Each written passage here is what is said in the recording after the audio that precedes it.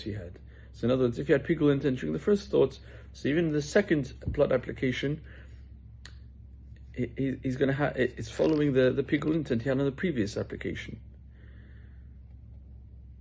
So the problem is, according to Reish Lakish, if, according to this, it's mashma, we understand,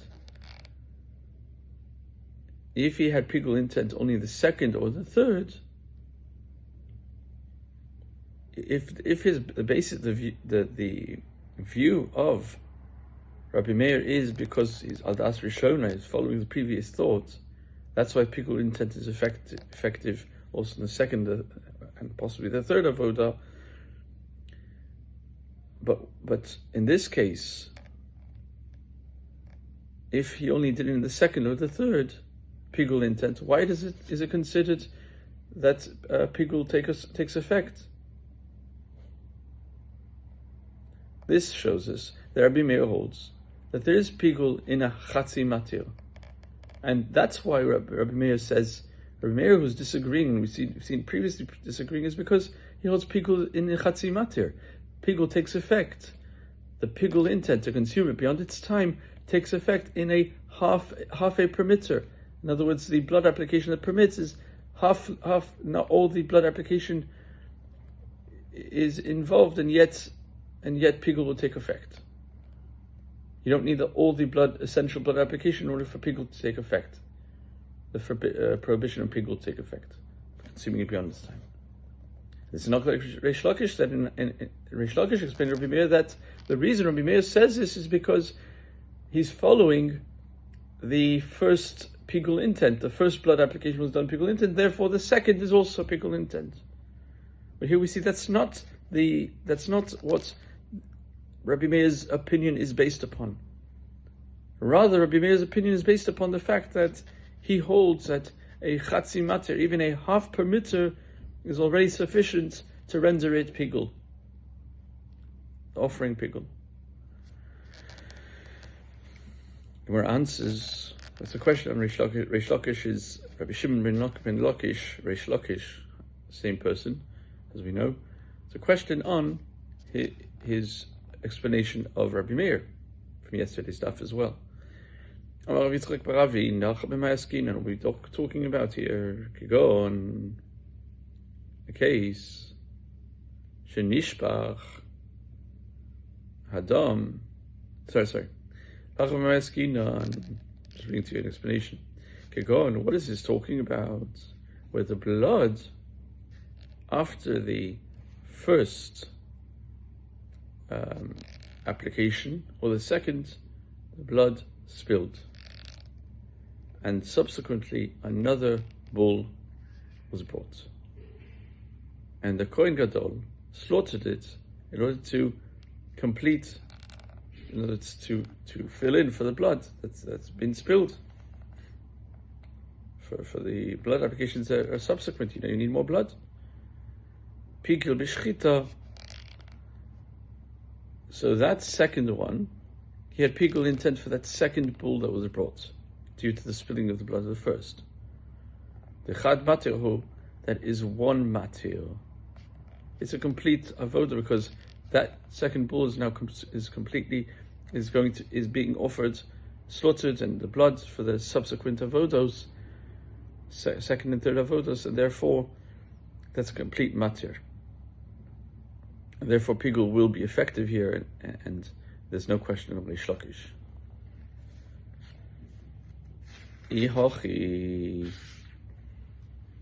If that is so, if it's talking about that there was pigul intent in the giving of the second blood, my timer,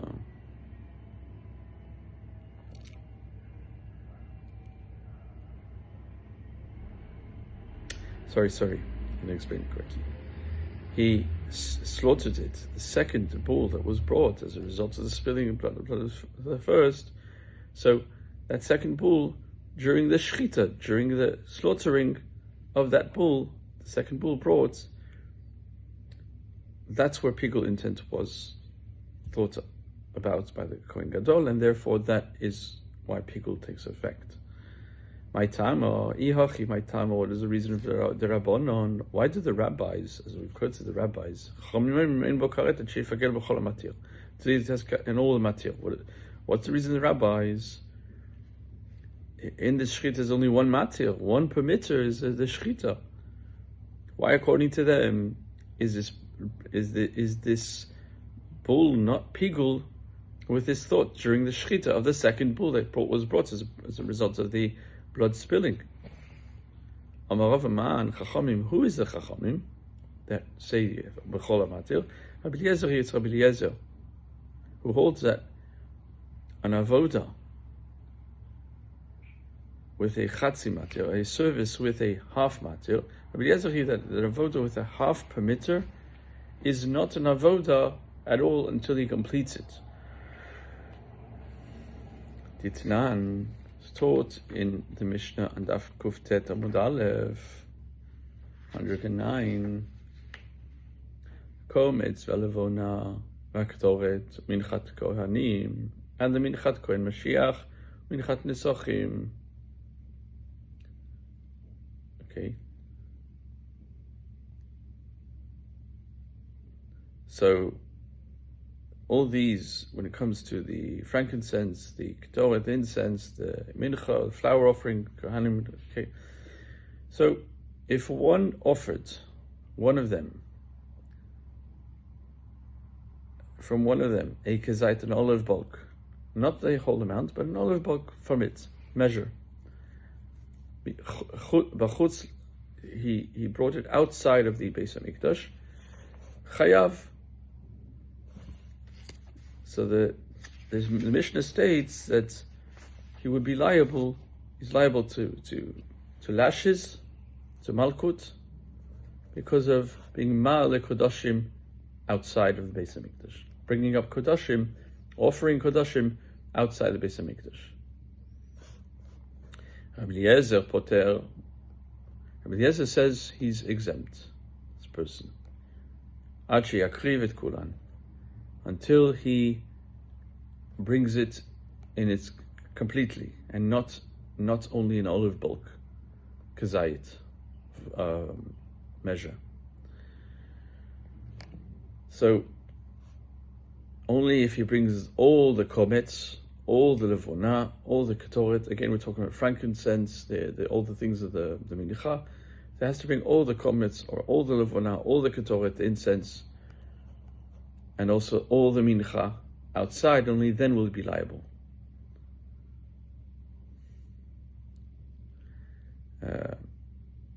And a kazait is not sufficient. Now, since this is a matir, this is a permitter. Okay. Once this avodah is done, it's materit. In other words, the flower offering, whatever, the frankincense, for example, whatever it is, it's essential. And once you do it, you're materit, you're permitting it.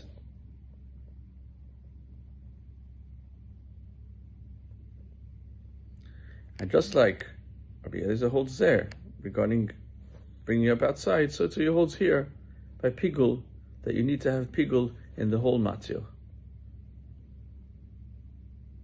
And even pigul in the slaughtering of the bull that we've spoken of before. For the second or the third, you brought a different bull now, and you slaughter the second or the third. It's not pigul. Even though the shechita, the slaughtering, permits the blood, and there's no additional matir besides it, since, nevertheless, since we need more than one slaughtering in order to complete all the blood applications, there's no pigul in this slaughtering, only if you had pigul intent in all of the slaughtering. In other words, was the slaughtering before, the previous bull, and this one, and if maybe there's going to be another one as well, you never know, it's going to spill again. So the point is that pigul intent has to be done in all the slaughtering. The slaughtering of the second bull will not render pigul, according to Rabbi Eliezer. The Gemara asks, how can you say that Rabbi Eliezer holds that you cannot make pigul take effect for this bull that's brought for the for the second application of the blood or the third for the chatoas? Because it is a complete matter, it's a complete permitter. And really, if you really look at it, the applications of the blood need more than one slaughtering in this case. And according to Rabbi Eliezer, it's a half matir, half permitter. Didn't Rava say, Umode Rabbi Eliezer? Rabbi Eliezer agrees, Badamim, that if he applied some of the blood outside, he's liable. And we don't say that blood is considered like a half matir, half permitter. Rabbi Eliezer agrees that if he brought some of the blood outside, he's liable. And we don't say again that it's considered that blood like a half permitter, because it's essential inside.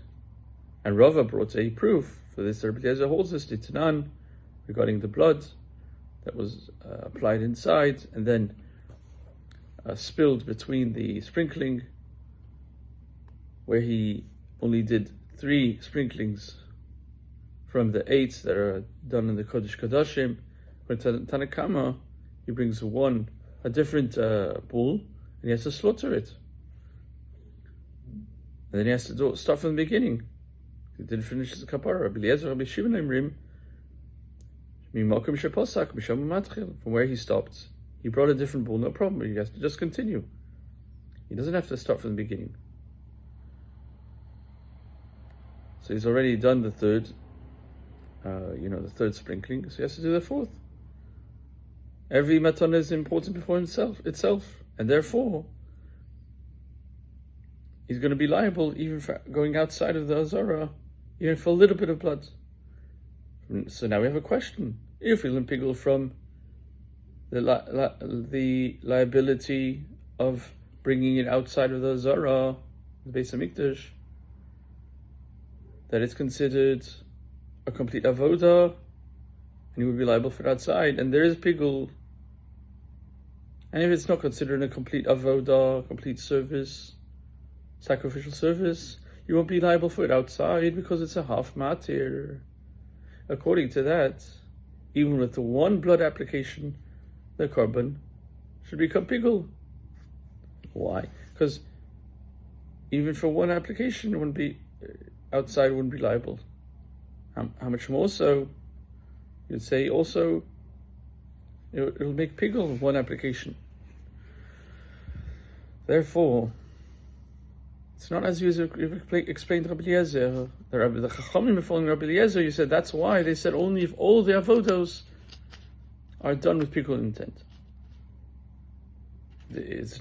You can't say Rabbi Eliezer. Rabbi Eliezer clearly holds it. That's no, even part of it is pigul will take effect. Elamarava. Gemara goes back to explain from the explanation of Yitzchak Ber Avin, said that it's talking about pigul and shchita. We'll do this in the next recording, Bezrat Hashem.